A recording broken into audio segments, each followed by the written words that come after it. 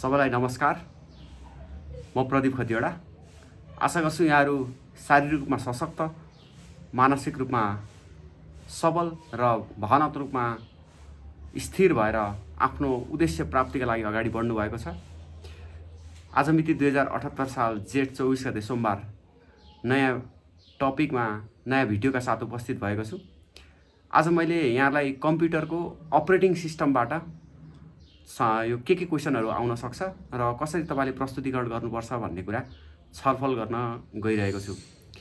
यो कम्प्युटर हरेक ब्याङ्कमा छ, जस्तो नेपाल ब्याङ्क लिमिटेड, नेपाल राष्ट्र ब्याङ्क, कृषि विकास, राष्ट्रिय वाणिज्य ब्याङ्क, जता पनि कम्प्युटरको टपिक छ र सबैतिर चाहिँ अपरेटिङ सिस्टम एउटा महत्त्वपूर्ण टपिकको रूपमा रहेको छ। अब यो कम्प्युटर अपरेटिङ सिस्टमबाट यहाँलाई आउन सक्ने सम्भावित प्रश्न चाहिँ कम्प्युटर अपरेटिङ सिस्टम भनेको के हो, कम्प्युटर अपरेटिङ सिस्टमको महत्त्वहरू वा उद्देश्यहरू, विशेषताहरू चर्चा गर्दै यसका कार्यहरू लेख्नुस् भन्ने क्वेसन चाहिँ ज्यादा महत्त्वपूर्ण छ। What is computer operating system, what are the objective of computer operating system, briefly explain functions of operating system. अब कोही बेला 5 नम्बरमा क्वेसन आउने पनि छ कति ब्याङ्कहरूमा। 5 नम्बरमा क्वेसन आयो भने चाहिँ what is computer operating system, what are the importance अथवा objective of computer operating system, what is computer operating system, what are the functions of operating system, यो क्वेसन आउँछ। कम्प्युटरको कुरा गर्ने हो भने तपाईँलाई नेपाली, अङ्ग्रेजी जेमा लेखे पनि हुन्छ। यसमा मिडियमको केही महत्त्व छैन, केही मतलब छैन। कम्प्युटर चाहिँ अङ्ग्रेजीमा लेख्नुपर्छ भन्ने छैन। तर तपाईँलाई कम्प्युटर नेपालीमा लेख्न गाह्रो लाग्यो भने चाहिँ तपाईँसँग दुईटै अप्सन छ। Either you choose Nepali language or English language. यो चाहिँ यो कुन मिडियममा लेख्ने भन्ने कुरा चाहिँ तपाईँको सहजताको विषय हो। तर जाँचकीले चाहिँ नेपालीमा लेख्यो भनेर कम्प्युटरको मार्क्स काटिदिने वा अङ्ग्रेजीमा लेख्यो भनेर धेरै नम्बर दिने चाहिँ हुँदैन। अब यो कम्प्युटर अपरेटिङ सिस्टम के हो भन्ने कुरा म पहिला बुझाउँछु, त्यस पछाडि अनि यसको अरू कुराहरू गरौँला। जस्तो सफ्टवेयर भनेको चाहिँ set of instruction that tells the computer what and how to perform the work भन्छ कि। जसरी यो मानव शरीरमा हार्डवेयर भनेको हाम्रो शरीर भयो हैन, यो विभिन्न अङ्ग प्रत्यङ्ग। सफ्टवेयर भनेको चाहिँ जुन यसलाई चलाउने छ नि, यसलाई सेन्स भनौँ हैन, नर्भ सिस्टम भनौँ वा आत्मा भनौँ, जे भनौँ, त्यो चाहिँ सफ्टवेयर हो कि। त्यो बिना हाम्रो यो मानव शरीर चल्नेवाला छैन।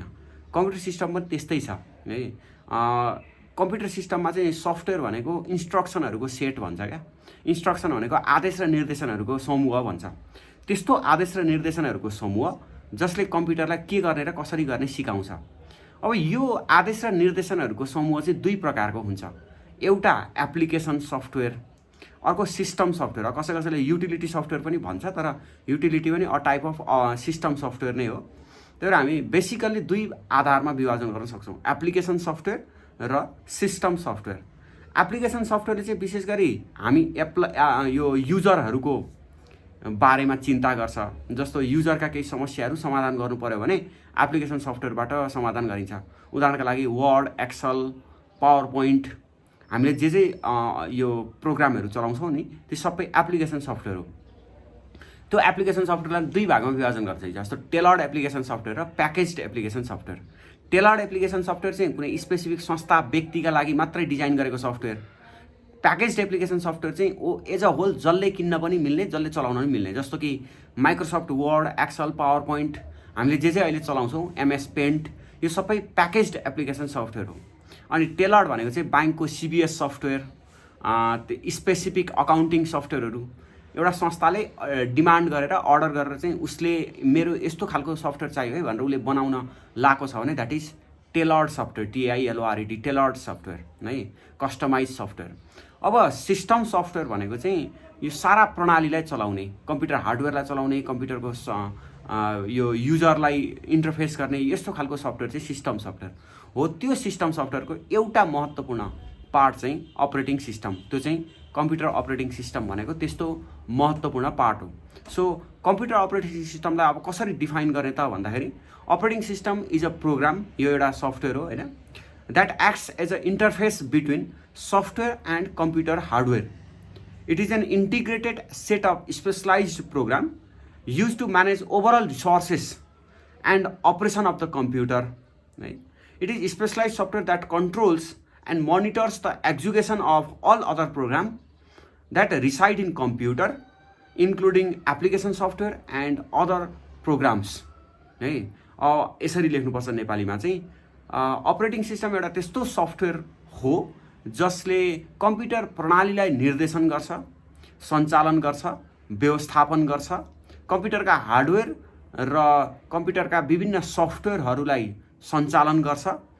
प्रयोगकर्ता र कम्प्युटर हार्डवेयरको बिचमा मध्यस्थता गर्छ र यसले प्रयोगकर्ताका विशिष्टीकृत समस्याहरूलाई एप्लिकेसन सफ्टवेयरको माध्यमबाट समाधान गर्न र कम्प्युटर हार्डवेयरको बिचमा सञ्चार गर्न सहयोग गर्छ भन्नुपर्छ। अङ्ग्रेजीमा हो भने है मैले भनेको सुरुको जस्तो लेख्नु, नेपालीको चाहिँ अहिले यसरी लेख्नु चाहिँ मलाई यो कम्प्युटर नेपालीमा लेखे नै हुन्छ, तर अलिक शब्दहरू चाहिँ मैले भनेका शब्दहरू प्रयोग गर्नुपर्छ है।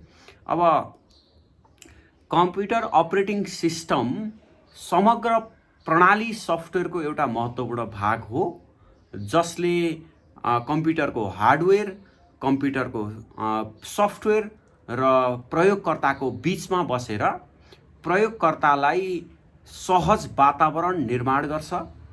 उसले आफ्नो प्राकृतिक भाषामा अथवा यो नेचुरल ल्याङ्ग्वेज भन्छ, प्राकृतिक भाषामा कम्प्युटरले बुझ्ने गरी त्यसलाई भाषाको रूपान्तरण गर्छ। विभिन्न हार्डवेयरहरूलाई सञ्चालन गर्ने, त्यसलाई चलाउने काम गर्छ र कहीँ कतै कम्प्युटर प्रणालीमा अवरोध आयो भने त्यस्तो अवरोधहरूलाई हटाउने र कम्प्युटरको स्पिड बढाउने काम गर्छ। द्रुत स्पिडमा कार्यदक्षता, कार्यप्रभावकारिता र मितव्ययिता अभिवृद्धि गर्छ भन्नुपर्छ। ठ्याक्कै सङ्गठनमा व्यवस्थापन जे हो त्यही हो कम्प्युटर पनि हाम्रो यो सिस्टममा। कम्प्युटरको अब्जेक्टिभको कुरा गर्दाखेरि चाहिँ अब्जेक्टिभलाई यसरी अब्जेक्टिभ वा इम्पोर्टेन्स यसलाई एकमुष्ट तरिकाले लेख्नुपर्छ यहाँले। जस्तो to make the computer system convenient to use in efficient manner, प्रभावकारी ढङ्गबाट कम्प्युटर प्रणालीलाई सञ्चालन गर्न। 1. To hide the detail of hardware resource from resource user, प्रयोगकर्ताहरूबाट कम्प्युटरका हार्डवेयरहरूको स्रोतहरूलाई लुकाउन। अर्को चाहिँ computer to provide user a convenient interface to use the computer system, computer प्रणाली सञ्चालन गर्न प्रयोगकर्तालाई सहज वातावरण निर्माण गर्ने। अर्को to act as a intermediary between hardware and it's user, making it easier for user to access and use the resources, कम्प्युटरको हार्डवेयर र प्रयोगकर्ताको बिचमा मध्यस्थता गरेर प्रयोगकर्तालाई बढीभन्दा बढी सहजताका साथ कम्प्युटर प्रणाली सञ्चालन गर्ने। अर्को चाहिँ to keep the track of who is using the resources, granting resource request and mediating conflict requesting from different program and user. यो कसले कम्प्युटरको स्रोत र साधनको प्रयोग गरिरहेको छ, त्यसमा त्यो स्रोत र साधनको प्रयोगको पहुँच विस्तार गर्ने र केही द्वन्द्वहरू आएमा, प्रणालीमा द्वन्द्व आएमा, कन्फ्लिक्ट आएमा त्यसलाई समाधान गर्ने काम गर्छ। अर्को to provide efficient and fair sharing of resources among user and program, प्रयोगकर्ता र अन्य विभिन्न कम्प्युटर प्रोग्रामहरूको बिचमा स्रोत र साधनको साझेदारी आदान प्रदान गर्न सहयोग गर्छ भनेर चाहिँ लेख्नुपर्छ। अब अपरेटिङ सिस्टमको फिचर्स भन्यो भने वा अपरेटिङ सिस्टमको फङ्सन भन्यो भने यसमा चाहिँ जस्तो एउटा मेमोरी म्यानेजमेन्ट है, स्मरण व्यवस्थापन, keep track of primary memory and secondary memory भनेर चाहिँ लेख्नुपर्छ। यो प्राइमेरी मेमोरी भनेको कम्प्युटरको ऱ्याम रोमहरूको मेमोरी हो। तिनीहरूको व्यवस्थापन गर्ने काम यही कम्प्युटरको अपरेटिङ सिस्टमले गर्छ। ऱ्याममा लगेर डेटा राख्ने, ऱ्यामको ट्र्याक र सेक्टरमा डेटा राख्ने यो काम गर्छ। अर्को processor management, allocate the processor to the process, deallocate the processor when there is no longer required भन्छ। प्रोसेसरलाई स्थान आवश्यक परो, मेमोरी आवश्यक परो भने त्यतिखेर दिने। प्रोसेसर इनएक्टिभ छ भने त्यस्तो बेलामा त्यो लोकेसनबाट आउट गर्ने। जस्तो अपरेटिङ सिस्टमलाई ऱ्याममा लगेर कतिखेर राख्ने, कतिखेर ऱ्यामबाट हटाएर चाहिँ अपरेटिङ यो हार्ड डिस्कमा राख्ने भन्ने कुरा पनि अपरेटिङ सिस्टमकै काम हो। अर्को छ डिभाइस म्यानेजमेन्ट है, device management, keep track of all device, हामीसँग कुन कुन डिभाइसेस कम्प्युटर प्रणालीमा जोडिएको छ त्यसको रेकर्ड राख्ने।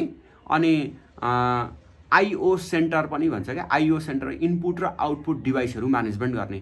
जस्तो माउस, किबोर्ड वा पेन ड्राइभ तपाईँले इन्ट्री गर्ने त्यहाँ अपरेटिङ सिस्टमले त्यसलाई एक्सेप्ट गर्छ। अपरेटिङ सिस्टमले एक्सेप्ट गरेन भने त्यो डिभाइस रिकग्नाइज हुँदैन र रिकग्नाइज नभइकन डिभाइस चल्दैन, त्यो काम पनि अपरेटिङ सिस्टमको। अर्को फाइल म्यानेजमेन्ट, यो अलोकेसन, फाइललाई स्थान अलोकेसन गर्ने र कुन फाइललाई कहाँ लगेर राख्ने भन्ने कुरा पनि अपरेटिङ सिस्टमको काम हो। अर्को छ सिक्योरिटी, कम्प्युटर प्रणालीको समग्र सुरक्षा है। यो अनअथराइज प्रोग्राम र अनअथराइज युजरलाई प्रवेश गर्न नदिने काम अपरेटिङ सिस्टमले गर्छ।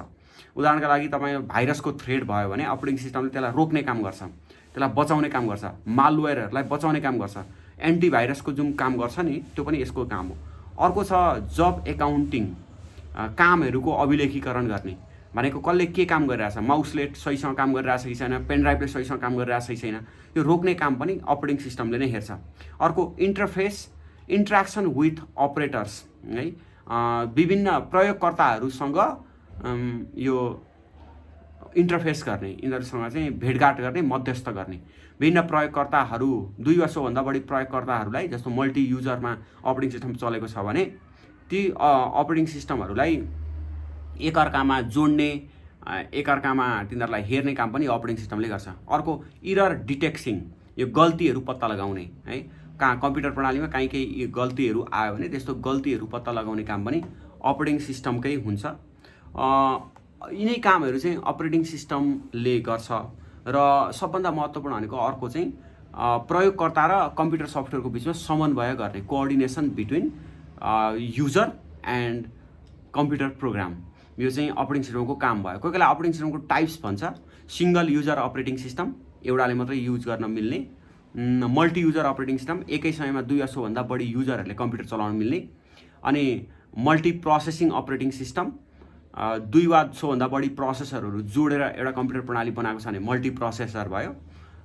त्यसरी यो GUI base operating system, graphical user interface base operating system, जसमा चाहिँ आइकन, चित्रहरूको आधारमा कम्प्युटर चलाउन मिल्छ। अर्को CLI base operating system, command line interface operating system, जसमा चाहिँ कमान्डको सहायताले, विभिन्न सिन्ट्याक्सको सहायताले कम्प्युटर चलाउन मिल्छ।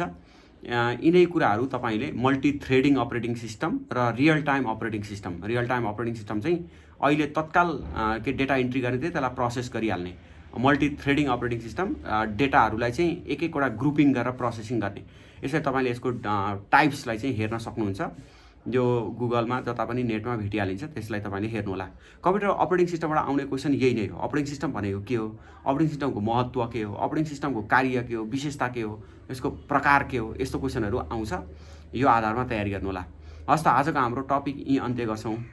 आशा गर्छु यो कम्प्युटरमा तपाईँका केही समस्याहरू वा भ्रमहरू केही छन् भने हटेर गयो होला। नेपालीमा लेखे नि हुन्छ, अङ्ग्रेजीमा लेखे नि हुन्छ, there is no any restrictions in medium. तर कम्प्युटरको क्वेसन अङ्ग्रेजीमा अनि अरू क्वेसन चाहिँ नेपालीमा गर्छु भने चाहिँ द्याट्स फाइन, त्यो पनि गर्न पाइन्छ। कम्प्युटरको आधा चाहिँ एउटै क्वेसनमा आधा नेपाली आधा अङ्ग्रेजी चाहिँ गर्न पाइँदैन। त्योदेखि बाहेक कम्प्युटरलाई अङ्ग्रेजीमा, अरू सबै क्वेसनलाई नेपालीमा लेख्न पनि पाइन्छ। कम्प्युटरको क्वेसन म पुरै नेपालीमा लेख्छु भन्न पनि पाइन्छ, कम्प्युटरको क्वेसन म पुरै अङ्ग्रेजीमा लेख्छु भन्न पनि पाइन्छ। त्यसरी नै गर्नु होला। हस् त, यहाँहरूको समय शुभ रहोस्, अध्ययन द्रुत गतिमा अगाडि बढोस्, निराशा नआओस् र आशावादी र सकारात्मक सोचका साथ अगाडि बढ्नुहोस्। हस् त, धन्यवाद। Good night, have a nice time.